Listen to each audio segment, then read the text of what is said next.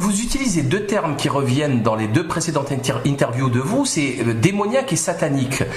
C'est des termes de folklore ou vous parlez de rituels concrets de satanisme? Disons que moi je sais parce que déjà j'ai vu dans sa bibliothèque, hein, si Yves Saint Laurent avait comme livre de chevet l'amant de Lady Chatterley, lui Pierre Berger, son livre de chevet c'était Magia Sexualis de Randolph Beverly, hein, vous savez,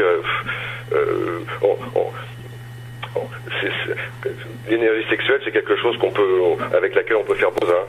Moi, ce qui m'a surpris, c'est vraiment les abus de faiblesse, quoi, de Pierre Berger sur nous, hein. Et puis, comme je vous l'ai dit, moi, ce qui m'a choqué, surtout avec Pierre Berger, dans la séance que je vous ai parlé, c'était il n'avait aucune limite. Comme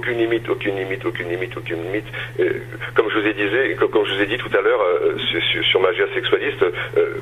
Il se servait de l'énergie sexuelle pour programmer les gens, hein. Vous savez, avec un certain rituel et de soumission, on peut asservir des êtres humains. On peut leur créer une aise psychologique en déposant des larves dans leur esprit et ainsi les contrôler et les rendre abdiques. Yves a été son terrain vraiment d'entraînement. Voilà. D'accord.